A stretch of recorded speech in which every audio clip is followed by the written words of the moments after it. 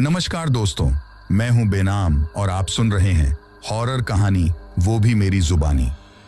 दोस्तों, आज की हमारी कहानी छत्तीसगढ़ के रहने वाले एक शख्स की है जिसका नाम रमेश है। तो चलिए अब ये कहानी रमेश के पॉइंट ऑफ व्यू से सुनते हैं। लेकिन कहानी को शुरू करने से पहले, जैसा कि मैं आप लोगों से हमेशा कहता हूं कि वैसे तो आप लोगों ने बहुत सी हॉरर कहानियां सुनी होंगी, लेकिन मुझे पूरी उम्मीद है कि आज की हमारी ये कहानी सुनकर आपको सच में डर का एहसास होने वाला है। बस मेरी आपसे इतनी गुजारिश है कि आप अगर इस कहानी को पूरा सुनेंगे तो आपको सच में बहुत ज्यादा मजा आने वाला है। साथ ही अगर आप पहली बार हमारे इस चैनल पर आए हैं तो चैनल को अभी सब्सक्राइब कर लीजिए। ऐसा करने से हमारी और आपकी नजदीकियां बढ़ जाएंगी और आगे आने वाली वीडियो आप तक आसानी से पहुंच जाएगी। तो ज्यादा समय ना लेते हुए जल्दी से अपनी कहानी को शुरू करते हैं। नमस्कार दोस्तों, मेरा नाम रमेश है और मैं छत्तीसगढ़ का रहने वाला हूं। पेशे से मैं एक ट्रक ड्राइवर हूं और आज मैं आप लोगों के लिए जो कहानी लेकर आया हूं वो मेरे जीवन में घटी एक बहुत ही भयंकर और डरावनी घटना के बारे में है। वो घटना इतनी ज्यादा डरावनी थी कि आज तक भी मैं उसे भूला नहीं पाया हूं। और कभी कभी तो रात में मुझे ऐसे सपने भी आते हैं कि जैसे मैं आज भी उसी जगह पर मौजूद हूं और अपने आप को उससे बचाते हुए भाग रहा हूं। लेकिन भागते भागते ही अचानक से मैं घबराकर नींद में से उठ जाता हूं और जब उठता हूं तो डर के मारे मेरे पूरे बदन पर काफी ज्यादा पसीना आया हुआ रहता है। लेकिन फिर मैं महसूस करता हूं कि मैं तो एक सपना देख रहा था। लेकिन शायद आप लोगों को तो जब कभी भी सपने आते होंगे तो हर बार आपको कोई अलग और नया सपना आता होगा। लेकिन मेरी जिंदगी में जब से मेरे साथ वो डरावना हादसा हुआ है तब से मुझे जब कभी भी रात को सपना आता है तो सिर्फ वही एक सपना आता है। और उस सपने में मैं पूरा का पूरा खून से लहूलुहान होकर अपनी जान बचाने के लिए सिर्फ चिल्लाते हुए भागता रहता हूं और फिर चिल्लाते हुए ही उस सपने से डरकर नींद में से जग जाता हूं। अब आप लोग सोच रहे होंगे कि आखिर मेरे साथ ऐसा क्या हुआ था जिसकी वजह से रात को आज भी मेरे को ऐसे सपने आते हैं। तो चलिए आप लोगों का ज्यादा समय खराब ना करते हुए मैं आप लोगों को सीधा उस घटना पर लेकर चलता हूं जिस डरावनी घटना की आज मैं आप लोगों के सामने ये कहानी लेकर आया हूं। दरअसल ये बात आज से लगभग 10 साल पहले की है। सर्दियों का वक्त था और वो कोई जनवरी का महीना रहा होगा। साथ ही ये बात साल 2014 के शुरुआत की है और अगर शायद मैं ठीक से याद करूं तो वो तारीख भी 10 जनवरी की तारीख थी। यानी कि 10 जनवरी के दिन सुबह के वक्त मैं और मेरा खलासी मोहन अपने ट्रक में माल लोड करके कर्नाटक से छत्तीसगढ़ के लिए निकले थे, क्योंकि हम लोग 2-4 दिन पहले ही छत्तीसगढ़ से कर्नाटक कुछ सामान लेकर आए थे। लेकिन वापस जाते वक्त भी हम लोग वहीं से छत्तीसगढ़ के लिए माल लोड करके वापस रवाना हुए थे। अब जनवरी का महीना था तो जाहिर सी बात थी कि उस वक्त धुंध भी काफी ज्यादा पड़ रही थी। सुबह के लगभग 10 बजे के आसपास में जब हम लोग रवाना हुए थे तो जिस जगह पर हमें वो माल पहुंचाना था उस जगह के लिए मैंने और मेरे खलासी मोहन ने ये सोचा था कि हम रात के लगभग 10 या 11 बजे के आसपास उस जगह तक पहुंच जाएंगे, क्योंकि कर्नाटक में भी मैं ज्यादा अंदर की तरफ नहीं था बल्कि बॉर्डर के पास में ही किसी फैक्ट्री में कोई सामान खाली करने के लिए आया था और उसी फैक्ट्री से मुझे फिर से छत्तीसगढ़ ले जाने के लिए कुछ सामान की डिलीवरी मिल गई थी, जिसके चलते मैं एक रात वहां पर रुककर अपने ट्रक में वो माल लोड करवाने लग गया था। और फिर जैसे ही सुबह हुई तो थोड़ी बहुत धुंध कम होते ही 10 बजे के आसपास में हम लोग वहां से निकल गए थे। लेकिन उस दिन मुझे और मेरे खलासी मोहन को इस बात का जरा भी अंदाजा नहीं था कि आज जिस ट्रिप पर हम लोग जा रहे हैं वो ट्रिप हमारी जिंदगी की शायद आखिरी ट्रिप होने वाली है, क्योंकि इसी ट्रिप पर आगे चलकर हमारे साथ एक ऐसा डरावना हादसा होने वाला था जिस हादसे के बारे में मैंने और मेरे खलासी मोहन ने कभी सपने में भी कल्पना नहीं की थी, क्योंकि हम लोगों को एक साथ काम करते हुए लगभग 6 साल का वक्त हो गया था और उन 6 सालों में मैंने और मेरे खलासी मोहन ने रात के वक्त भी बहुत बार सफर किया था। लेकिन कभी भी हमारा किसी भी ऐसी चीज से सामना नहीं हुआ जिसकी वजह से हमें थोड़ा बहुत भी डर का एहसास हो। अब इसी वजह से हम लोग उस दिन भी बिल्कुल बेखौफ होकर हर बार की तरह ही अपने इस सफर पर भी निकल चुके थे। 10 बजे वहां से निकलने के बाद हम लोगों ने हमारा जो खाने पीने का और नाश्ते का सामान था वो वहीं से अपने ट्रक में अपने साथ ले लिया था, जिसके चलते हम लोगों ने सोचा था कि दोपहर का खाना हम लोग चलते हुए ट्रक में ही खा लेंगे, क्योंकि मेरा जो खलासी मोहन था उसको भी ठीक ठाक ट्रक चलाना आता था। तो हम लोग अक्सर ऐसा ही किया करते थे कि कहीं पर अगर जल्दी से पहुंचना होता था तो जब मैं ट्रक चला रहा होता था तब मोहन खाना खा लिया करता था, और जब मेरे को खाना खाना होता था तो मोहन ट्रक चला लेता था। अब उस दिन भी हम लोग बिल्कुल वैसा ही करते हैं, और सुबह के लगभग 10 बजे से लेकर रात के 8 बजे तक नॉन स्टॉप चलने के बाद हम एक जगह पर जाकर अपना ट्रक रोक देते हैं, क्योंकि जिस रास्ते से हम लोग जा रहे थे उस रास्ते का हम लोगों को अच्छी तरीके से पता था कि इस जगह से आगे हम लोगों को सिर्फ जंगल ही जंगल मिलने वाला है। इसी वजह से एक रिहायशी इलाके में हमने हमारे उस ट्रक को रोक दिया था, और वहां से 2 कट वाली चाय पीकर हम लोग वहां के लोगों से किसी ढाबे के बारे में पूछताछ कर रहे थे, क्योंकि दोपहर में सिर्फ हल्का फुल्का नाश्ता करने की वजह से अब रात के 8 बजे तक हम दोनों को ही काफी ज्यादा भूख लगाई थी। तभी वहां के लोग हमें एक ढाबे का रास्ता बता देते हैं, जो कि वहां से लगभग 2 से 3 मिनट की ही दूरी पर था। फिर जब हम लोग उस ढाबे पर गए तो वहां खाना खाते वक्त हम लोगों ने उस ढाबे वाले आदमी से आगे हम जिस रास्ते पर जाने वाले थे उस रास्ते के बारे में भी बातचीत कर ली थी। लेकिन जब हमने उसको हमारी बातचीत के दौरान ये बताया कि हम आगे छत्तीसगढ़ की तरफ जा रहे हैं, तो वो आदमी हम लोगों से कहता है कि आपको उस रास्ते से नहीं जाना चाहिए, क्योंकि वो काफी ज्यादा लंबा पड़ता है, बल्कि आज मैं आपको जो रास्ता बता रहा हूं आप उस रास्ते से जाओ। अगर आपको वो ठीक लगे तो आप हर बार इसी रास्ते से आना जाना कर लेना, क्योंकि जिस रास्ते से आप लोग जाने की बात कर रहे हो उस रास्ते से जाने पर आप लोगों को लगभग 2 से 3 घंटे का ज्यादा टाइम लगेगा, और जो रास्ता मैं आप लोगों को बता रहा हूं उस रास्ते से जाने पर आप लोगों का वो 2 से 3 घंटे का टाइम बच जाएगा। अब ढाबे वाले के मुंह से ये बात सुनकर मैं और मेरा खलासी मोहन एक दूसरे की तरफ देखते हैं। तभी मोहन मुझसे कहता है कि उस्ताद वैसे ही सर्दी का टाइम है, और अगर हम जिस रास्ते को जानते हैं उस रास्ते से गए तो हम लोगों को पक्का रात के 10-11 तो पहुंचते पहुंचते बज ही जाएंगे। तो क्यों ना ये जो भाई साहब रास्ता बता रहे हैं हम उसी रास्ते से चलें। अब मोहन के ऐसा कहने पर मैं उस ढाबे वाले से उस रास्ते के बारे में थोड़ी बहुत और जानकारी लेता हूं, और फिर जिस तरफ से उस ढाबे वाले ने हम लोगों को निकलने के लिए कहा था हम दोनों उसी तरफ से निकल जाते हैं। लेकिन उस रास्ते पर निकलते ही थोड़ी ही दूर आगे आकर हम लोगों को महसूस होता है कि वो रास्ता दिखने में काफी ज्यादा वीरान और सुनसान है।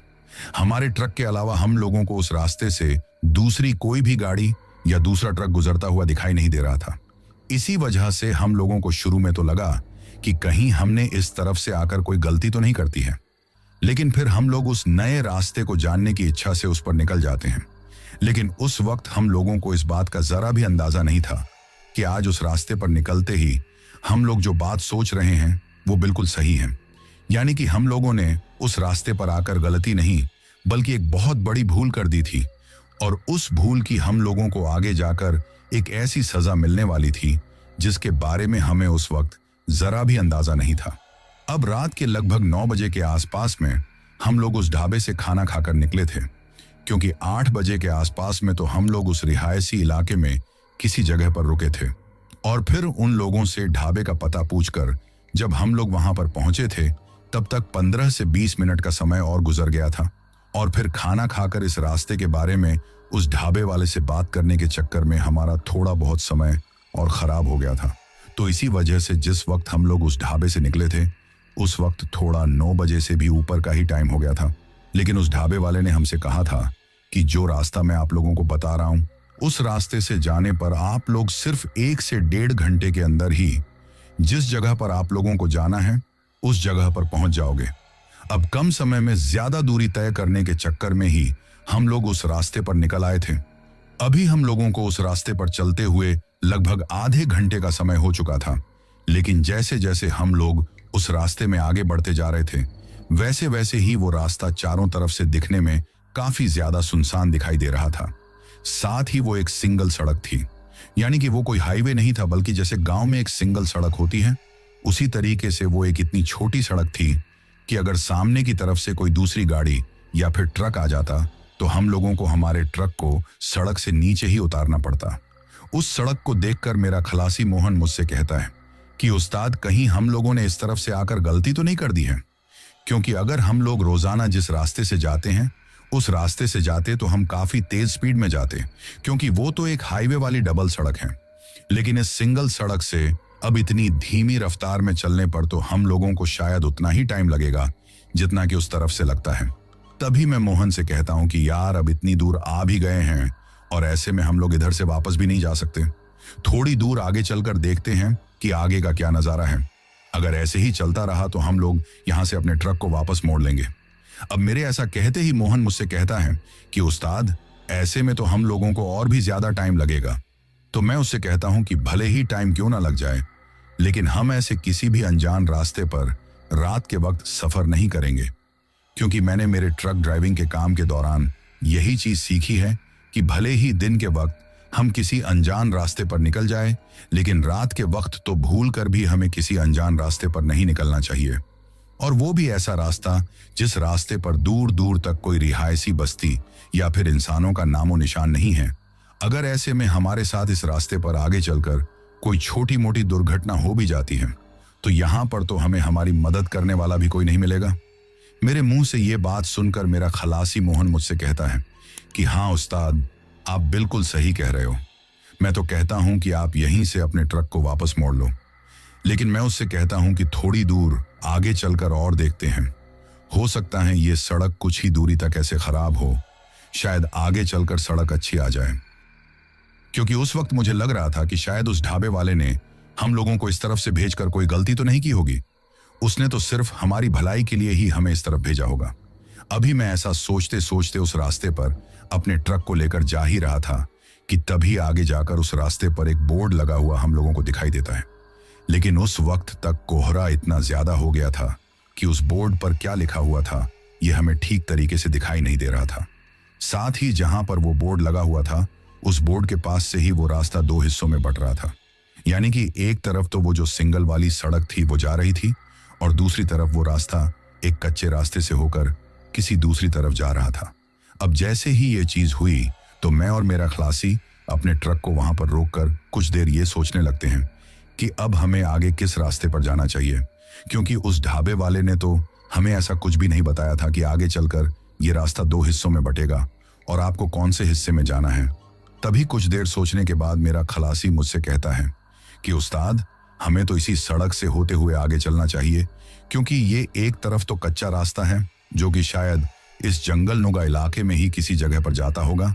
ऐसे में हम लोगों को ये सड़क नहीं छोड़नी चाहिए, क्योंकि ये सड़क जरूर आगे जाकर किसी ना किसी दूसरी सड़क से मिल रही होगी।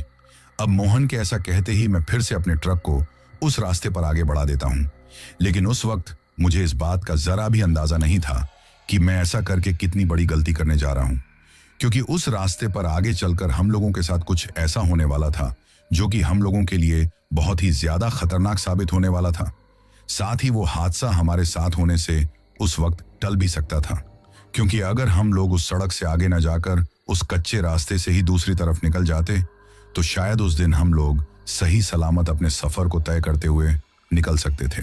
लेकिन हम लोगों ने उस वक्त ये दिमाग ही नहीं लगाया कि जंगल के बीचों बीच की सड़क पर यह रास्ता क्यों निकाला गया है। जरूर इसका कोई ना कोई कारण तो होगा, लेकिन उस वक्त हमारा सोचना भी सही था कि ऐसे सुनसान रास्तों पर जो पक्की सड़क होती है उसको छोड़कर हमें कभी भी किसी भी कच्चे रास्ते पर नहीं निकलना चाहिए। लेकिन जिस किसी ने भी उस तरफ से वो रास्ता निकाला था, शायद उसने कुछ अच्छा सोचकर ही वो रास्ता निकाला होगा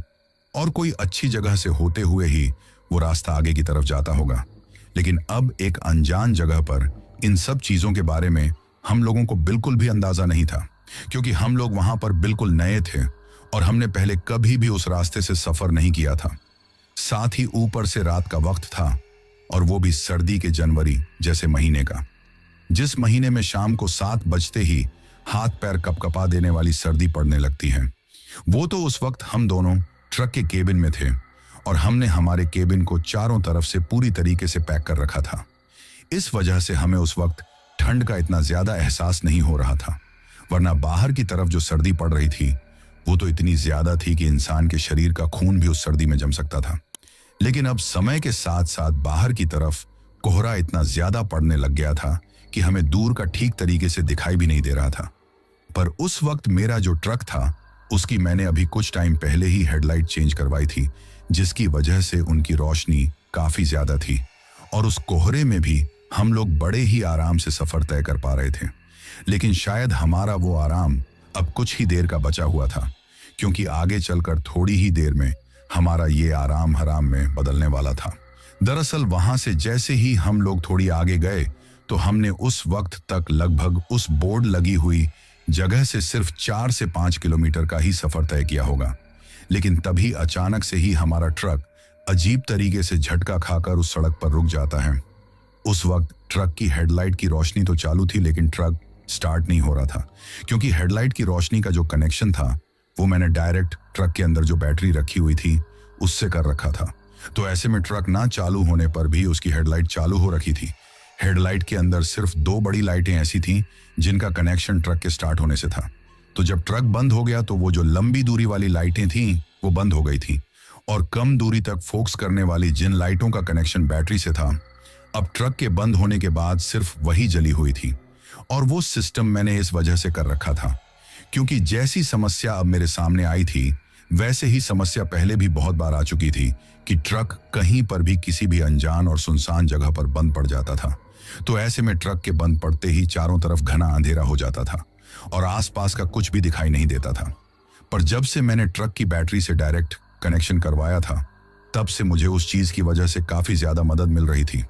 अब ट्रक के वहां पर इस तरीके से बंद होते ही कुछ पल के लिए मैं और मोहन एक दूसरे के चेहरे की तरफ देखते हैं, क्योंकि बार बार चाबी घुमाने के बावजूद भी एक बार बंद होने के बाद वो ट्रक दोबारा से स्टार्ट होने का नाम ही नहीं ले रहा था। पहले तो हमें लगा कि शायद ठंड की वजह से उसकी बैटरी बैठ गई है, लेकिन वो बात भी कुछ ही देर में गलत साबित हो जाती है, क्योंकि अगर बैटरी बैठ जाती तो वो जो ट्रक की डायरेक्ट बैटरी से कनेक्शन वाली हेडलाइट की रोशनी थी वो भी बंद पड़ जाती, लेकिन वो अब भी बिल्कुल ठीक तरीके से चालू थी। तो ऐसे में बैटरी तो अपनी जगह पर बिल्कुल ठीक ठाक थी, तो फिर ट्रक स्टार्ट होने का नाम क्यों नहीं ले रहा था? तभी मोहन मुझसे कहता है कि उस्ताद, इस जगह पर रुकना ज्यादा देर तक ठीक नहीं है। हम लोग ऐसा करते हैं कि नीचे चलकर आगे जाकर ही देखते हैं कि आखिर ट्रक में क्या मिस्टेक हुई है।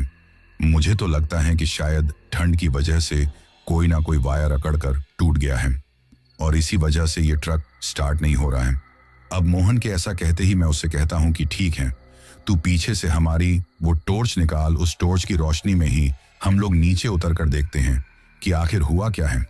अब मेरे ऐसा कहते ही मोहन पीछे की तरफ हमारे बैग में से एक छोटी सी टॉर्च निकालता है, जिसको हम लोग हमेशा अपने साथ रखते हैं, क्योंकि कई बार पीछे की तरफ ट्रक में कोई मिस्टेक हो जाती है। तो रात के अंधेरे में इस टॉर्च के सहारे हम लोग देखने का काम करते हैं। अब उस टॉर्च को हाथ में लेकर मैं और मोहन ट्रक से नीचे उतरते हैं। ट्रक से नीचे उतरकर अभी हम लोगों को वो जो मिस्टेक थी उसको देखते हुए लगभग 5 से 7 मिनट का ही वक्त हुआ था, लेकिन तब तक हमारे हाथ पैर इतनी बुरी तरीके से अकड़ गए थे कि उस वक्त ऐसा लग रहा था जैसे कि हमारे हाथों की उंगलियों का खून ही जम गया हो, क्योंकि बाहर की तरफ जो ठंड और कोहरा था वो इतना ज्यादा था कि 5 से 7 मिनट में ही हमारे हाथों पर एक हल्की हल्की बर्फ की सी चादर जम गई थी, जिसको देखकर हम लोग ये अंदाजा लगा पा रहे थे कि आज सर्दी कितनी ज्यादा है। अभी हम दोनों ठिठुरते हुए ट्रक में नीचे की तरफ घुसकर उस चीज को देखने की कोशिश ही कर रहे थे कि तभी अचानक से ही हमें उस सुनसान रास्ते पर फैले हुए सन्नाटे के बीच एक अजीब सी आवाज सुनाई देने लगती है। वो आवाज कुछ इस तरह की थी जैसे कि कोई काफी तेज कदमों के साथ चलता हुआ हमारी तरफ ही आ रहा हो, और वो जो कोई भी आ रहा था उसने अपने पैरों में कोई ऐसी चीज पहन रखी थी जिसमें नीचे की तरफ या तो कोई हार्ड प्लास्टिक या फिर कोई लोहे की चीज लगी हुई थी, क्योंकि जैसे जैसे वो जो कोई भी था वो चलते हुए हमारी तरफ आ रहा था तो उसके कदमों की टक टक की आवाज हमें बिल्कुल ठीक तरीके से सुनाई दे रही थी। अभी मैं और मोहन ट्रक के आगे वाले हिस्से के नीचे घुसकर उस मिस्टेक को ठीक करने में लगे हुए ही थे कि जैसे ही हमें वो कदमों की आवाज सुनाई देती है तो हम लोग ट्रक से बाहर निकलकर ये देखने लगते हैं कि आखिर वो आवाज हर किसी तरफ से रही है। लेकिन जैसा कि मैंने आप लोगों को पहले बताया कि बाहर की तरफ कोहरा इतना ज्यादा था कि हमें ज्यादा दूर का कुछ भी दिखाई नहीं दे रहा था, लेकिन जिस तरफ आगे की साइड में हमारे ट्रक की हेडलाइट की लाइट जली हुई थी उस तरफ देखने पर हमें दिखाई देता है कि इस तरफ से कोई लंबा चौड़ा सा शख्स चलता हुआ हमारी ओर ही आ रहा है। अब उस तरफ से उस शख्स को हमारी ओर आता हुआ देखकर मोहन मेरे थोड़ा करीब आकर मुझसे कहता है कि उस्ताद, भले इस सुनसान और वीरान जंगल के बीच ये जो कोई भी है ये अकेला यहाँ पर क्या कर रहा है, और इतनी सर्दी में ये इतना तेज कैसे चल पा रहा है। तभी मैं मोहन से कहता हूं कि तू थोड़ी देर रुक, वो चलता हुआ हमारी ओर ही आ रहा है।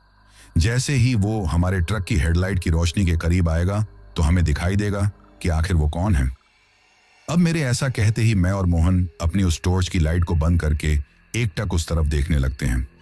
थोड़ी देर उस तरफ देखने के बाद हमें दिखाई देता है कि वो जो शख्स हमारी तरफ चलता हुआ आ रहा था वो कोई आदमी नहीं बल्कि एक औरत है, जो कि दिखने में काफी ज्यादा लंबी चौड़ी थी। यानी कि अमूमन औरतों की जितनी हाइट होती है उतनी हाइट से ज्यादा उस औरत की हाइट थी। वो औरत दिखने में लगभग 7 फुट की हाइट के करीब थी। लेकिन जैसे जैसे वो हमारे करीब आती गई वैसे वैसे ही हमें दिखाई दिया कि वो औरत चलते हुए बीड़ी पी रही है। यानी कि उस वक्त वो बीड़ी पीते पीते हमारी तरफ आ रही थी। और जब हमने उसको बीड़ी पीते हुए देखा तो दूर से हमें ट्रक की हेडलाइट की रोशनी में दिखाई दिया कि वो कोई जवान औरत नहीं बल्कि एक बूढ़ी औरत है, जिसके चेहरे पर पूरी तरीके से झुर्रियां पड़ चुकी हैं। और उसका जो पहनावा था वो भी बिल्कुल एक पुराने जमाने के कपड़ों की तरह का था।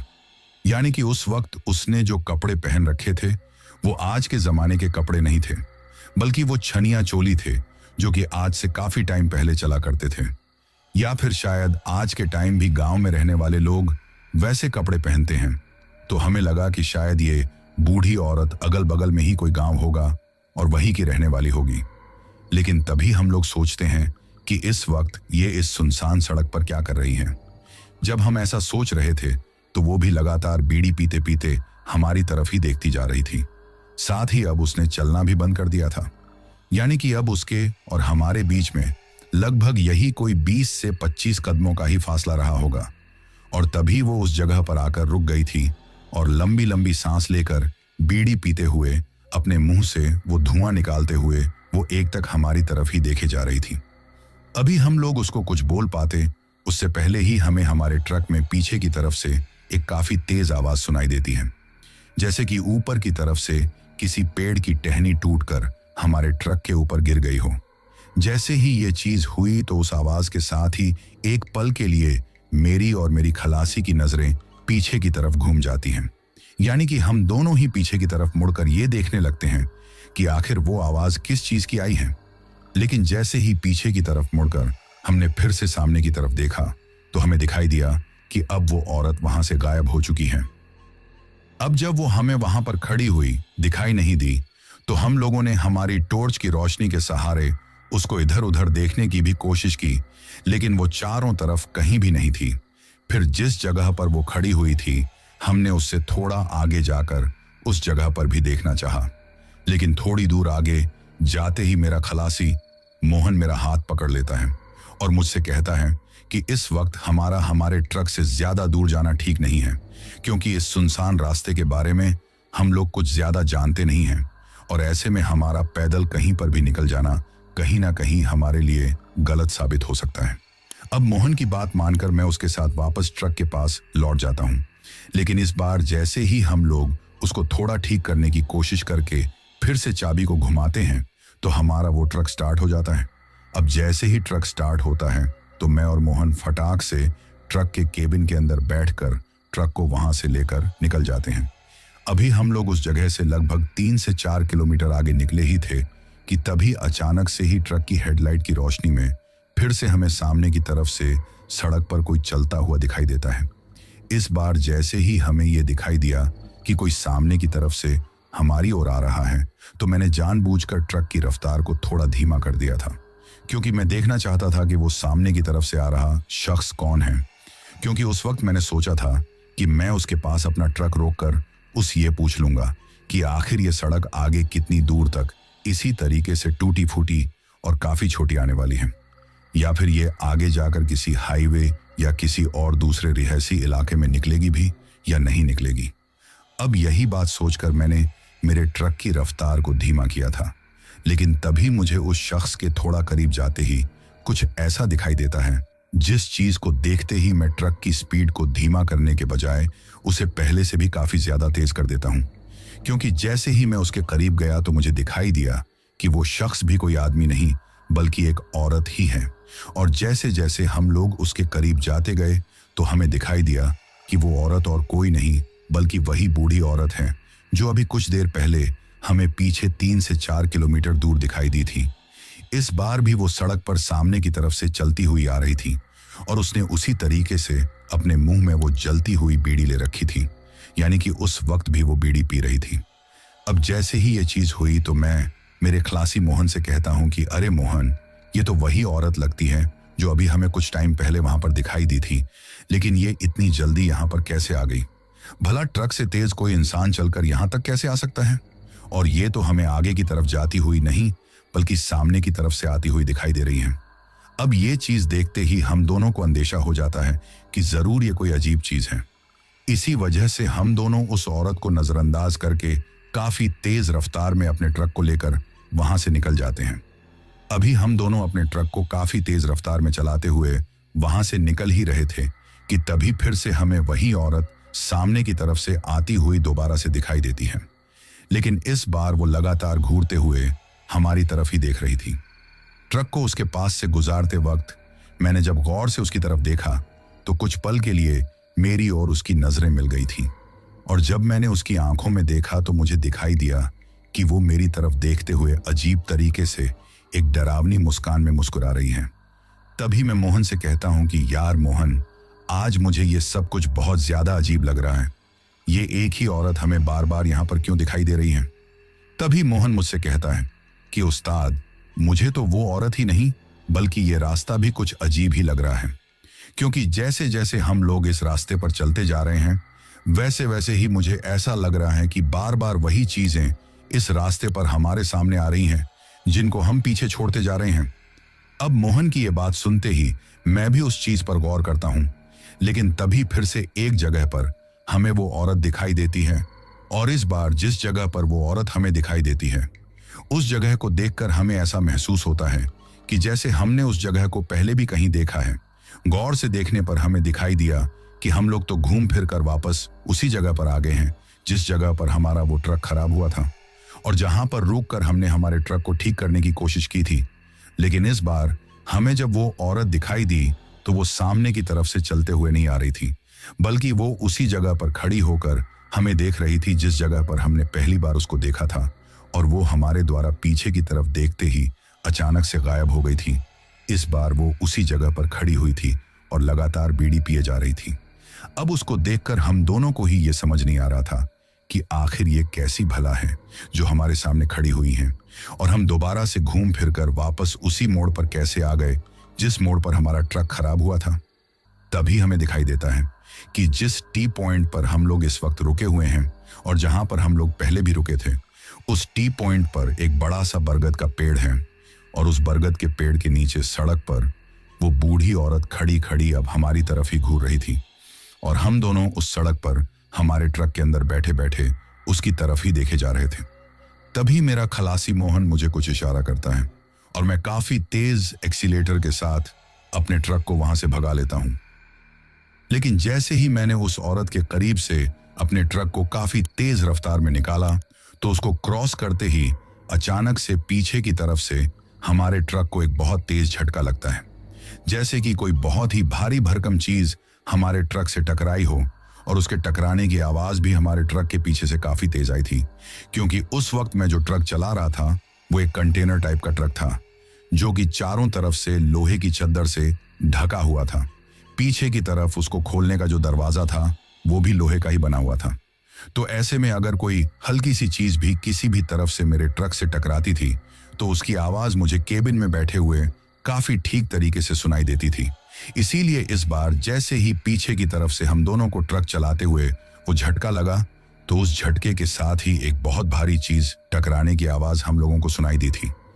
लेकिन हमने उस जगह पर रुक कर पीछे की तरफ देखना बिल्कुल भी जरूरी नहीं समझा,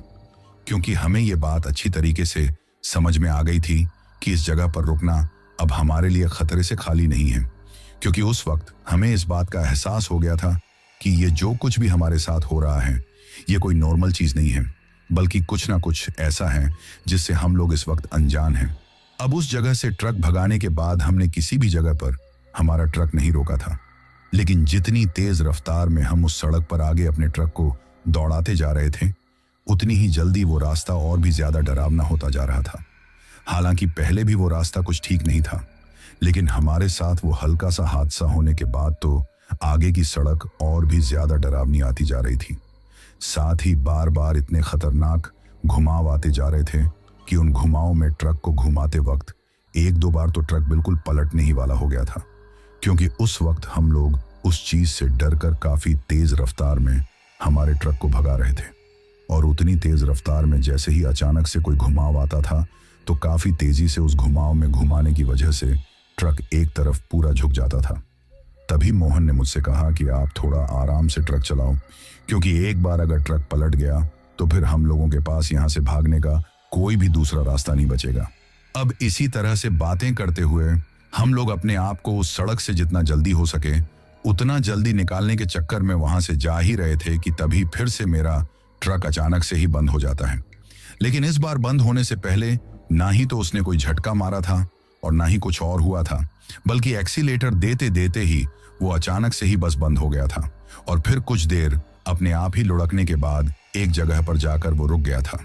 अब ये चीज होते ही मेरी और मेरे खलासी की फटकर हाथ में आ गई थी, क्योंकि अब जिस जगह पर वो ट्रक इस बार रुका था वो जगह तो पिछली बार वाली उस जगह से भी ज्यादा डरावनी लग रही थी। अगल बगल में सड़क के चारों तरफ ऊंचे ऊंचे पेड़ दिखाई दे रहे थे और ऊपर की तरफ वो पेड़ एक दूसरे से इस तरीके से उलझे हुए थे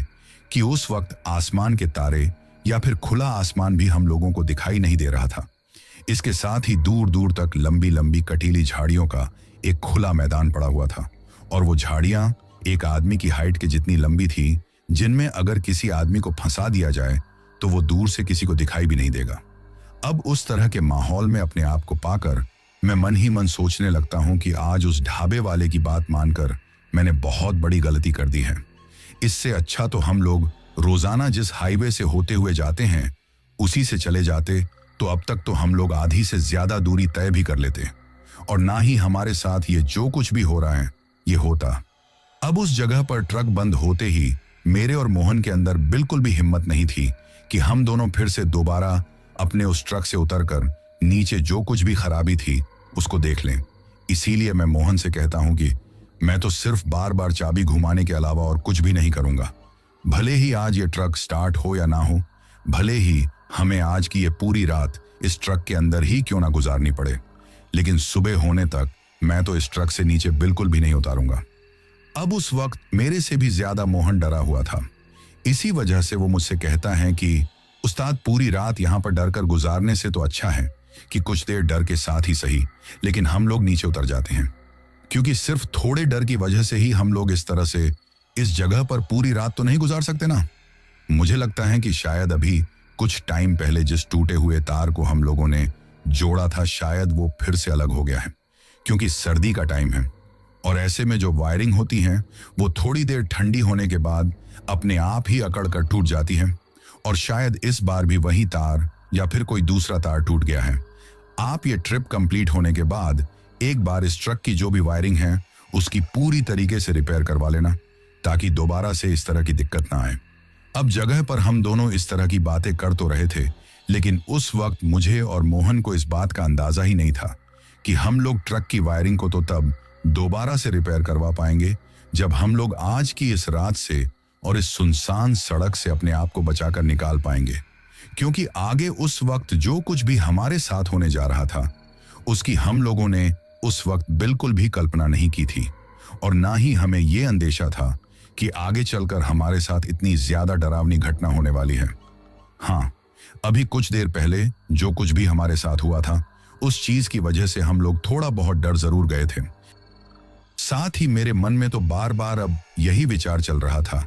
कि कहीं वो लंबी चौड़ी बूढ़ी औरत फिर से हमारे सामने ना आ जाए, क्योंकि वो ना ही तो हमारे से कुछ बोल रही थी और ना ही हमारे पास आ रही थी। बस दूर से खड़ी होकर बीड़ी पीते पीते अजीब तरीके से एक डरावनी मुस्कान में हमारी ओर देखकर मुस्कुरा रही थी। पर उसका उस तरीके से बीड़ी पीकर मुस्कुराना हमारे लिए ज्यादा डरने की वजह नहीं थी, बल्कि जो असली डरने की वजह थी वो ये थी कि वो हर जगह पर इतना जल्दी कैसे पहुंच पा रही थी। ये उस वक्त हम लोगों को समझ में नहीं आ रहा था। तभी मोहन मुझसे कहता है कि उस्ताद, अगर हमने टाइम पर उस फैक्ट्री के अंदर सामान नहीं पहुंचाया तो फैक्ट्री का मालिक हमारे ऊपर काफी ज्यादा गुस्सा करेगा और हो सकता है कि हमारे पैसे भी काट लें, क्योंकि हमारे ट्रक के अंदर इस वक्त जो सामान रखा हुआ है वो किसी चीज को बनाने के लिए कच्चे माल के रूप में काम आने वाला है।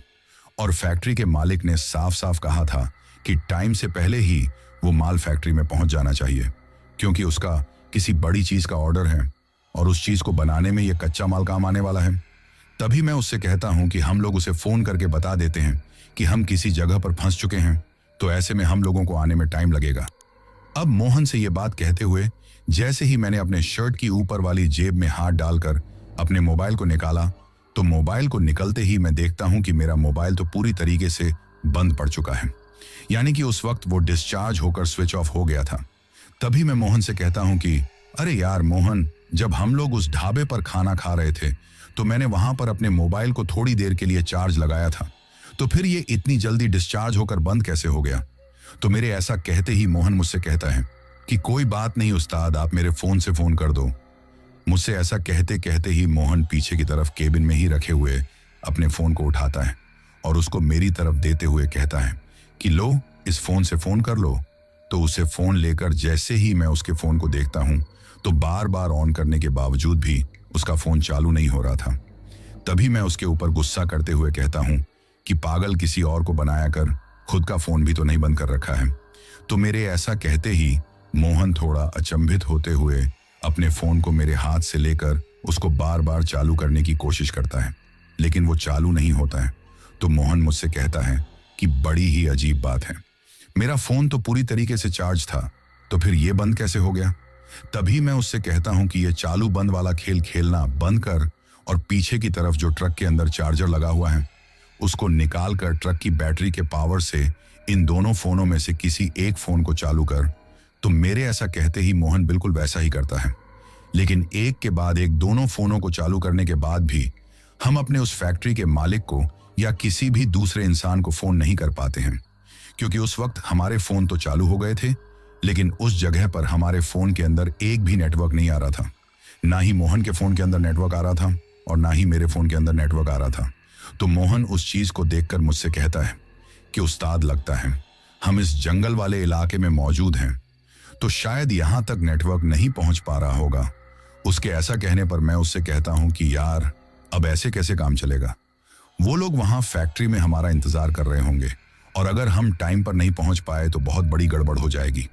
अभी मैं और मोहन ट्रक के केबिन के अंदर बैठे बैठे आपस में ये सब बातें कर ही रहे थे कि तभी अचानक से ही मुझे दिखाई देता है कि एक बूढ़ा सा आदमी मेरे ट्रक के फाटक के बगल से होते हुए आगे की तरफ गुजरा है। यानी कि उस वक्त जब सड़क पर हमारा ट्रक खड़ा हुआ था तो ट्रक के पीछे की तरफ से एक बूढ़ा आदमी अपने हाथ में एक लालटेन लिए और दूसरे हाथ में एक छत्ता, यानी कि बारिश से या धूप से अपने आप को बचाने वाला अम्ब्रेला लिए उस तरफ से गुजर रहा था। तभी मोहन मेरी तरफ आंखों से इशारा करके उस बूढ़े आदमी से कुछ पूछने के लिए कहता है, लेकिन तभी मैं मोहन से कहता हूं कि यार, आखिर ये बुढ़ा आदमी यहां इतनी रात को क्या कर रहा है? और ये यहां घूम रहा है वो तो ठीक है, लेकिन इसने ये खुला हुआ छत्ता अपने हाथ में क्यों ले रखा है? क्योंकि इस वक्त ना ही तो कोई बारिश आ रही है और ना ही कोई दिन का टाइम है जो इसने अपने आप को धूप से बचाने के लिए छत्ता ले रखा हो। तभी मोहन मुझसे कहता है कि हमें इन सब से क्या मतलब है, हमें तो इससे ये पूछना है कि हम किस तरह से यहां से बाहर निकाल सकते हैं। तभी उसके ऐसा कहते ही मैं उस कड़ाके की ठंड में अपने ट्रक के फाटक को खोलकर केबिन के अंदर बैठा बैठा ही उसे जोर से आवाज लगाकर कहता हूं कि अरे बाबा, जरा रुकना। उससे ऐसा कहकर जैसे ही मैं ट्रक से नीचे उतरा तो तब तक मैं देखता हूं कि वो बूढ़ा आदमी वहां रुककर पीछे की तरफ पलट चुका था, लेकिन मुझे वो बूढ़ा आदमी ठीक ठाक दिखाई दे रहा था। इसी वजह से मैं उसके पास जाकर उसे कहता हूं कि बाबा, इस जगह पर हमारा ये ट्रक खराब हो गया है और हमें जितना जल्दी हो सके उतना जल्दी इस सड़क से बाहर निकलना है। उस वक्त मैं उस बूढ़े आदमी को हमारे साथ पीछे की तरफ वो बूढ़ी औरत वाला जो डरावना हादसा हुआ था उसके बारे में नहीं बताता हूं। मैं सिर्फ उससे उस सड़क से बाहर निकलने का रास्ता ही पूछ रहा था। साथ ही मेरा जो ट्रक खराब हुआ था उसको ठीक करने में कोई मदद अगर वो कर सकता था तो मैंने उस चीज के लिए भी उससे पूछा था। तो वो बूढ़ा आदमी मेरे ऐसा पूछने पर मुझसे कहता है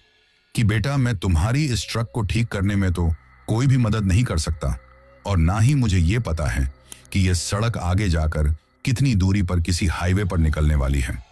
क्योंकि मेरा जो घर है वो एक ऐसी जगह पर बना हुआ है जहां से हाईवे पर निकलने के लिए पीछे की तरफ से एक दूसरा रास्ता जाता है।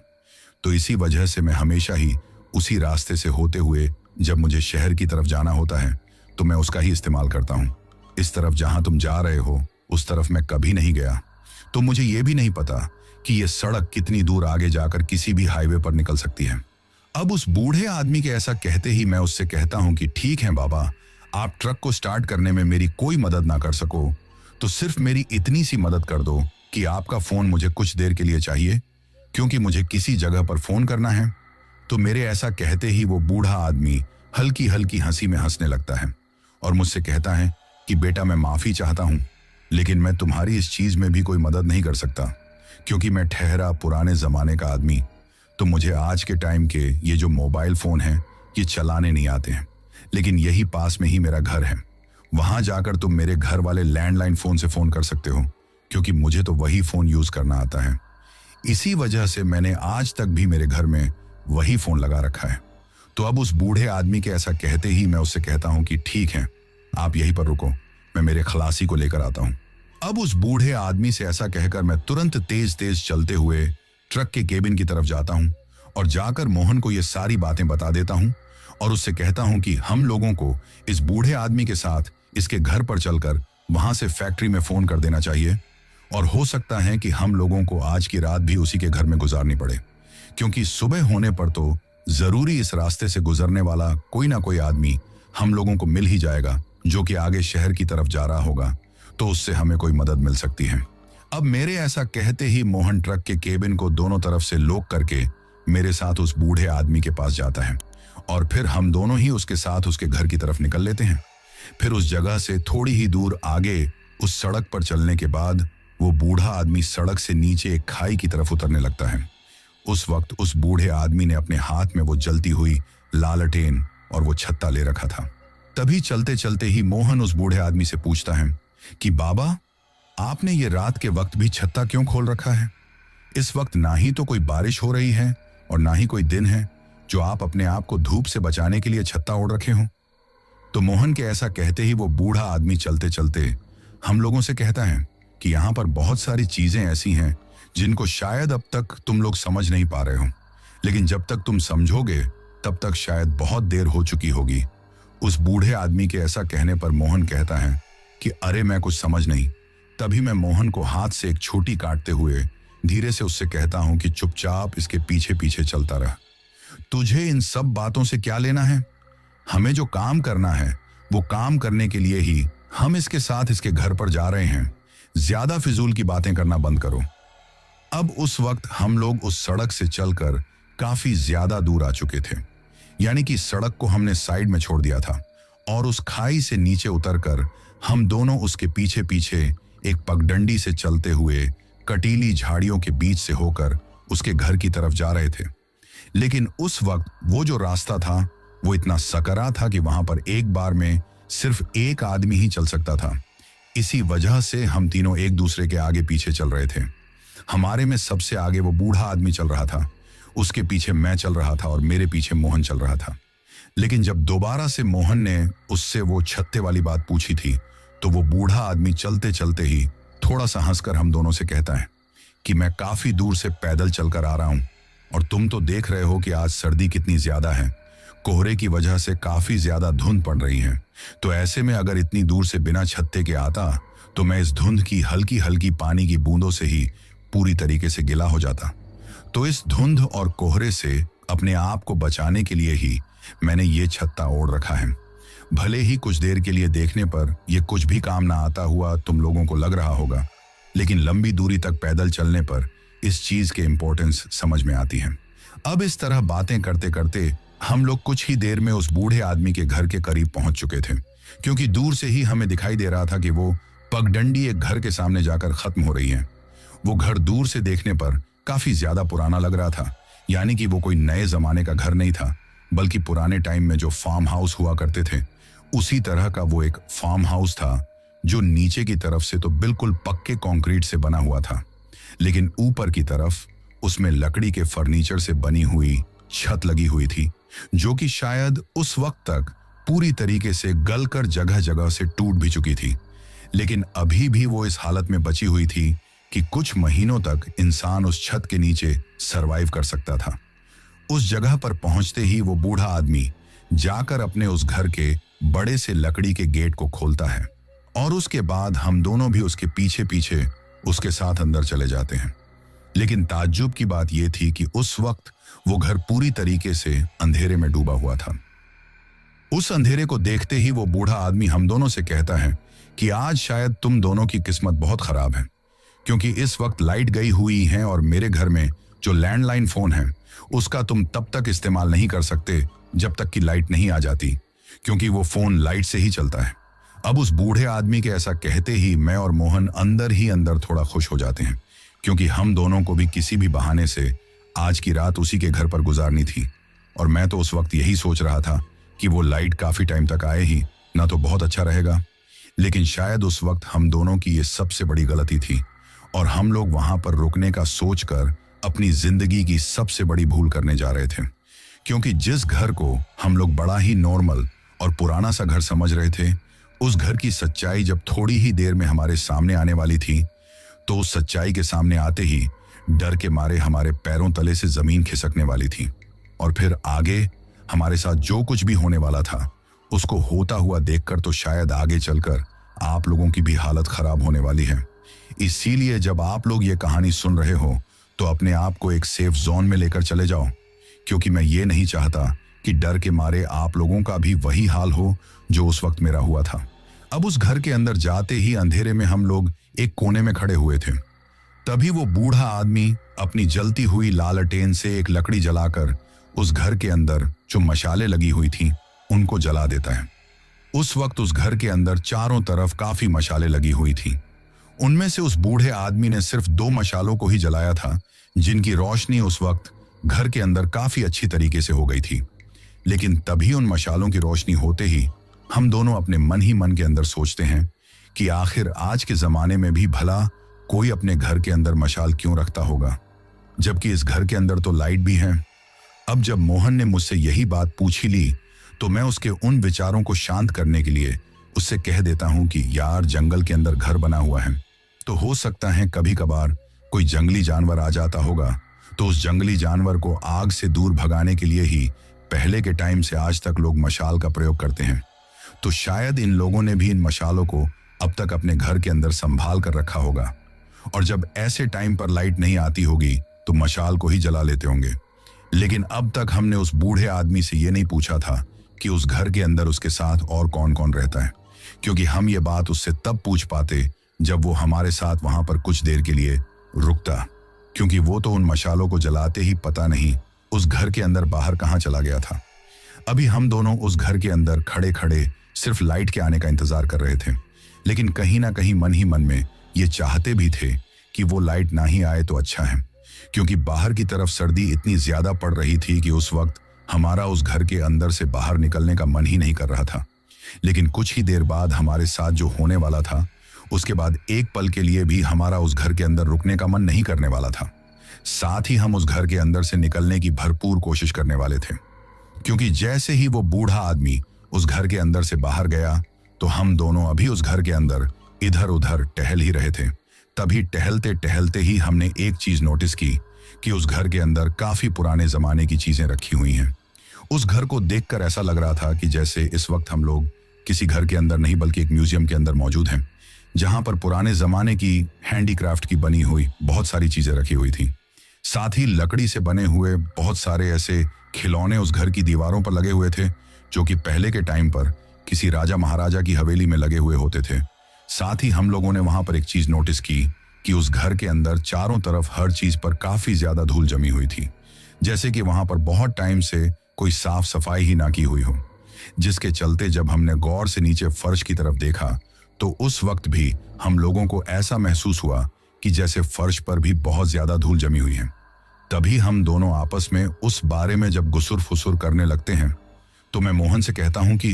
हो सकता है ये बूढ़ा आदमी इस घर के अंदर अकेला रहता होगा और इस उम्र में बेचारे से हर रोज घर की साफ सफाई नहीं होती होगी।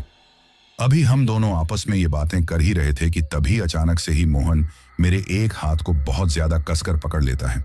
और मुझसे कहता है कि उस्ताद, हम लोगों ने इस घर के अंदर आकर बहुत बड़ी गलती कर दी है। तो मैं उससे कहता हूं कि क्या बकवास कर रहा है, दिख नहीं रहा बाहर इतनी ज्यादा सर्दी पड़ रही है और तू कहता है कि हमने इस घर के अंदर आकर गलती कर दी है। तो वो मुझसे कहता है कि वो उस खिड़की के ऊपर की तरफ देखो। जैसा ही मोहन ने अपनी हाथ की उंगली से इशारा करके मुझे जिस तरफ देखने के लिए कहा और मैंने उस तरफ देखा, तो उस तरफ देखते ही उसके साथ साथ मेरी भी सिट्टी पिट्टी गुल हो गई थी, क्योंकि उस तरफ देखते ही मुझे दिखाई दिया कि उस घर के अंदर खिड़की के ऊपर उस दीवार पर दो बड़ी बड़ी फोटो लगी हुई हैं, जिन पर कि दो लंबे लंबे हार छड़े हुए हैं, जिनके अंदर मौजूद फूल पूरी तरीके से सूख चुके हैं। साथ ही जो हार के धागे थे वो भी पूरी तरीके से गल चुके थे और उस हार की हालत देखकर ऐसा लग रहा था कि जैसे वो किसी भी वक्त उस फोटो से टूटकर नीचे गिर सकता है। लेकिन हमारे डरने के पीछे की वजह उस हार का नीचे गिरना नहीं, बल्कि वो दोनों फोटो थी जिनको उस वक्त हम दोनों अपनी आंखों के सामने देख रहे थे। क्योंकि जिन फोटो पर हर छड़ा हुआ था, उन फोटो को देखकर हमें यह समझ में आ गया था कि ये उन दो लोगों की फोटो हैं जिनकी काफी टाइम पहले मौत हो चुकी है। और सिर्फ इस चीज की पुष्टि करने के लिए उन फोटोओं पर चढ़ा वो हार ही काफी नहीं था, बल्कि उन फोटो में नीचे की तरफ उन दोनों लोगों के मरने के दिन की तारीख भी लिखी हुई थी। तो उस चीज को देखकर तो हम लोगों को यकीन हो गया था कि ये लोग अब इस दुनिया में नहीं हैं। लेकिन यही हमारे लिए सबसे बड़ी डरने की वजह थी, क्योंकि वो दोनों फोटो जो थी, उनमें से एक फोटो तो उसी बूढ़ी औरत की थी जो बार बार हमें हमारे ट्रक के सामने आकर बीड़ी पीते हुए दिखाई दे रही थी। उस वक्त मैंने उसके बगल से निकलते हुए उसके चेहरे को काफी गौर से देखा था। इस वजह से उस वक्त तक भी मुझे उसका चेहरा ठीक तरीके से याद था, जिसके चलते जैसे ही मैंने उस फोटो के अंदर उसका चेहरा देखा तो मुझे समझ में आ गया कि वो औरत कोई जिंदा औरत नहीं थी, बल्कि वो उस मरी हुई बूढ़ी औरत की आत्मा थी जो कि शायद उस सड़क पर आज भी भटक रही है और उस रास्ते से रात के वक्त गुजरने वाले लोगों को वो दिखाई देती हैं। लेकिन इससे भी ज्यादा डरने वाली वजह हमारे लिए ये थी कि उस औरत के बगल में जो दूसरी किसी मरे हुए इंसान की फोटो लगी हुई थी, वो फोटो किसी और की नहीं बल्कि उसी बूढ़े आदमी की थी जो हमें उस सड़क से यहाँ इस घर तक लेकर आया था, यानी कि जो मुझे अपने ट्रक के पास में मिला था और जिसने मुझसे कहा था कि तुम मेरे घर पर चलकर मेरे घर के लैंडलाइन से फोन कर सकते हो। अब ये चीज देखते ही हम दोनों की इतनी ज्यादा हालत खराब हो गई थी कि उस वक्त हमें यह समझ में ही नहीं आ रहा था कि आखिर अब हम ऐसा क्या करें कि यहां से हम निकल जाएं। तो उस वक्त हमें वहां से भागने के अलावा और कोई भी रास्ता नहीं सूझता है। लेकिन जैसे ही हम दोनों अपने मन के अंदर वहां से भागने की सोचकर दरवाजे की तरफ बढ़ने लगते हैं, तो अचानक से उस घर का वो बड़ा सा लकड़ी का दरवाजा धड़ाम से बंद हो जाता है। उस वक्त वो दरवाजा ऐसे बंद हुआ था जैसे कि किसी ने उसको जानबूझकर बंद किया हो। लेकिन फिर भी हम लोग उसके पास जाकर अपने शरीर के अंदर जितनी भी ताकत थी उतनी ताकत लगाकर उसको खोलने की कोशिश करने लगते हैं। लेकिन चाहते हुए भी हम उस दरवाजे को नहीं खोल पाते हैं, क्योंकि शायद किसी ने बाहर की तरफ से उस दरवाजे के ऊपर कुंडी लगा दी थी। अभी हम दोनों उस दरवाजे को खोलने की कोशिश ही कर रहे थे कि तभी पीछे से अचानक से हम दोनों को एक औरत की अजीब तरीके से हंसने की आवाज सुनाई देती है।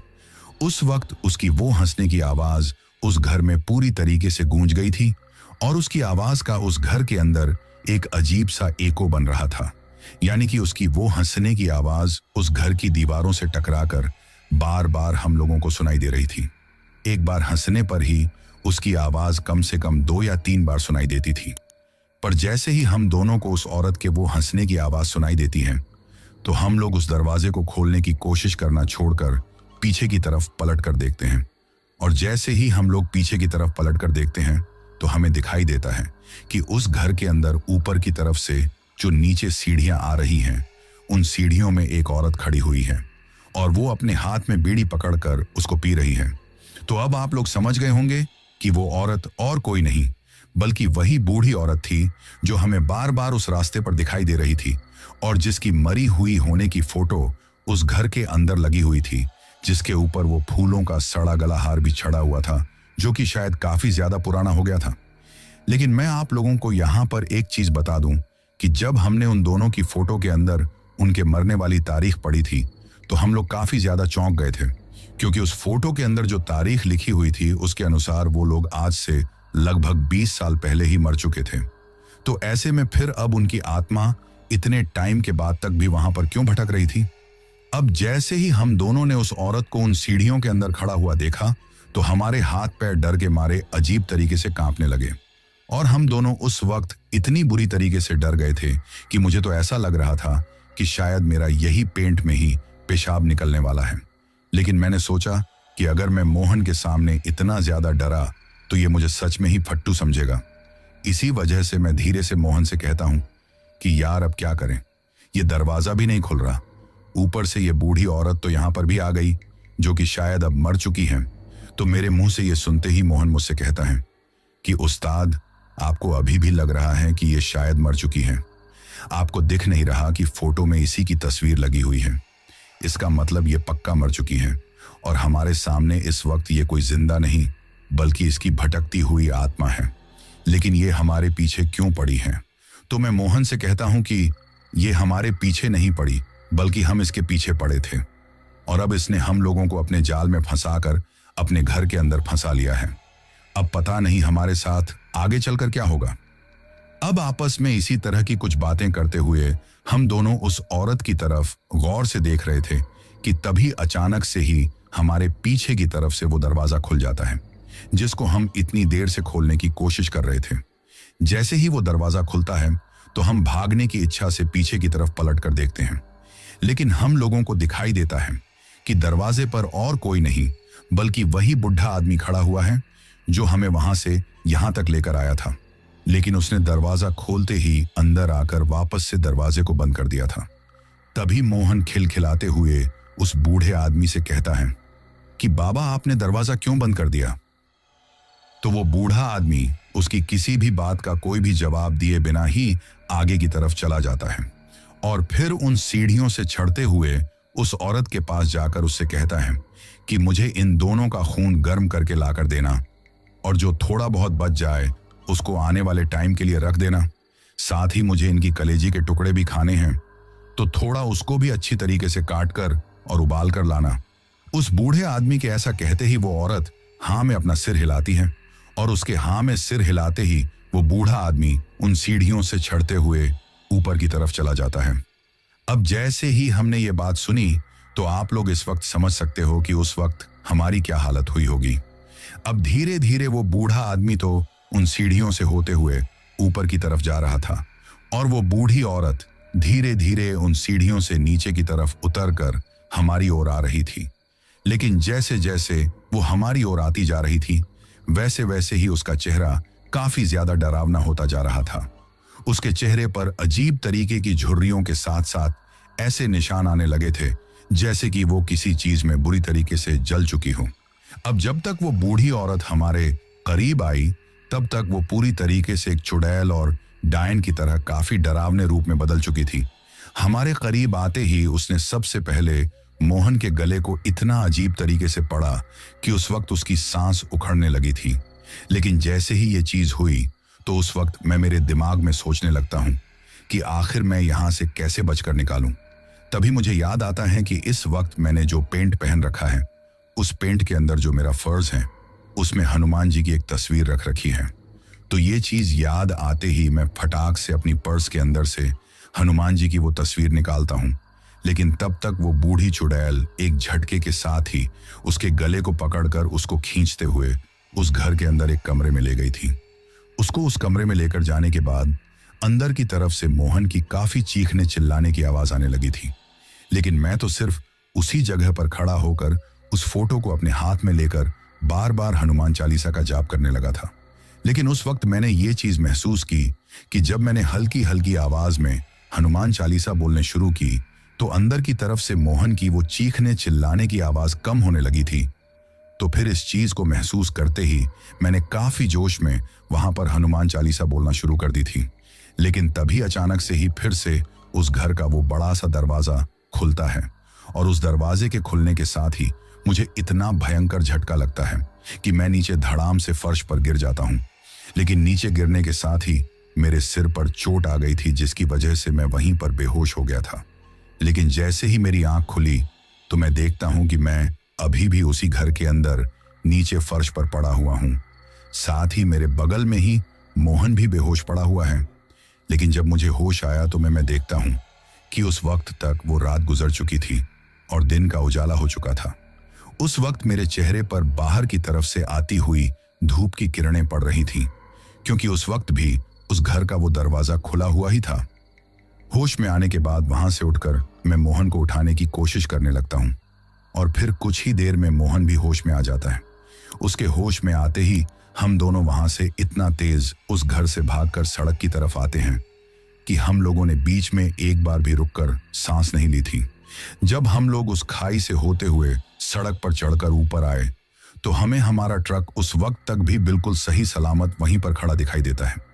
अब जैसे ही हम लोगों को हमारा ट्रक वहां पर खड़ा दिखाई देता है तो हम ट्रक के केबिन के अंदर चढ़कर जब उसको स्टार्ट करने की कोशिश करते हैं तो पहली कोशिश में ही हमारा वो ट्रक स्टार्ट हो जाता है। और जैसे ही वो ट्रक स्टार्ट होता है तो हम दोनों वहां से अपने ट्रक को लेकर निकल जाते हैं। उस दिन इस चीज के होने के बाद हमारे साथ फिर से वो चीज नहीं हुई थी और हम सही सलामत जहां हमें पहुंचना था वहां पहुंच गए थे। लेकिन आज तक भी मुझे और मोहन को ये बात समझ में नहीं आई है कि आखिर जब उस वक्त मैं उस घर के अंदर हनुमान चालीसा पढ़ रहा था तो अचानक से झटके के साथ वो दरवाजा क्यों खुला था, और आखिर ऐसी कौन सी चीज थी जिसने हमें उन दोनों बूढ़ा बूढ़ी की भटकती हुई उस खूनी आत्मा से जिंदा बचा लिया था। अगर आप लोगों को यह कहानी सुनने के बाद कुछ समझ में आ रहा है तो आप लोग कमेंट करके ये बता सकते हैं कि आखिर उस दिन हमारी जान किसने बचाई होगी। तो दोस्तों, ये थी हमारी आज की कहानी आपको कैसी लगी ये आप मुझे कमेंट बॉक्स में कमेंट करके जरूर बताना। दोस्तों, इसके बाद हमारा वही सिलसिला शुरू करते हैं जिसके बारे में मैंने आपको कहा था, और जिन जिन लोगों ने भी पिछली स्टोरी सुनने के बाद कमेंट करके अपना नाम और जगह बताई थी, अब मैं उन लोगों के नाम लेता हूं। तो सबसे पहले विनय राजपूत हैं दिल्ली से,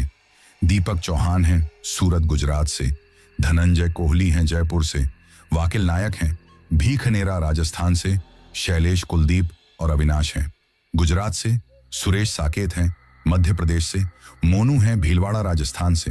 पूजा पांचाल हैं दिल्ली से, सुधा हैं जयपुर से, रोहित यादव हैं उत्तर प्रदेश से, नितेश दत्त हैं कनाडा से, रोहित जायसवाल हैं प्रयागराज उत्तर प्रदेश, अपर्णा कांबले हैं बदलापुर महाराष्ट्र से,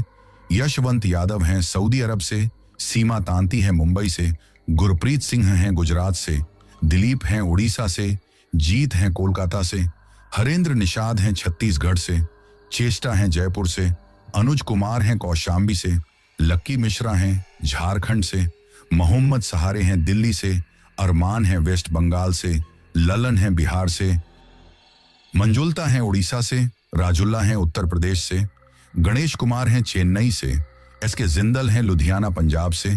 परवेज अंसारी हैं कानपुर उत्तर प्रदेश से, योगेश राजपूत हैं गुजरात से, मंसूर हैं यूके से, यूएस तिवारी हैं सिरसा प्रयागराज उत्तर प्रदेश से, चेतन, हितेश और पिंकल हैं गुजरात से, मयंक राज हैं कौशाम्बी से,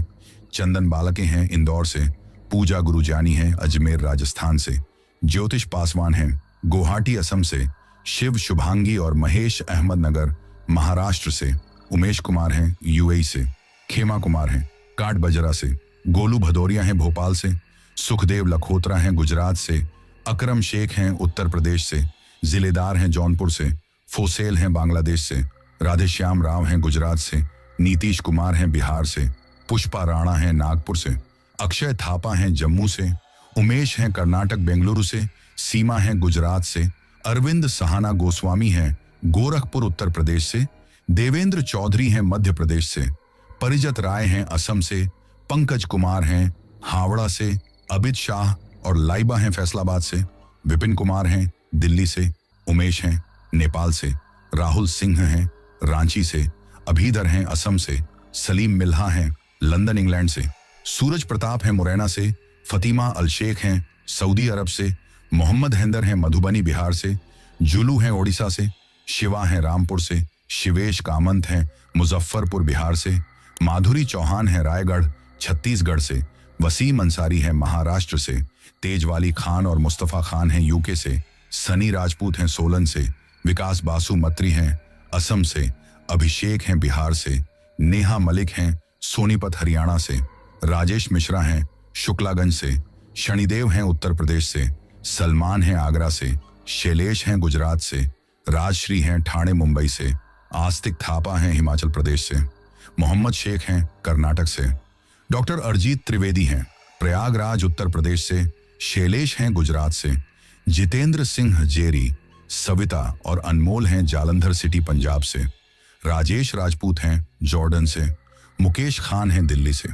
विक्रम हैं गुजरात से, यशपाल हैं नागपुर से, महेश हैं बनारस से, भास्कर हैं दुबई से, रमेश बर हैं असम से, राजेंद्र और सुरेंद्र हैं उड़ीसा से,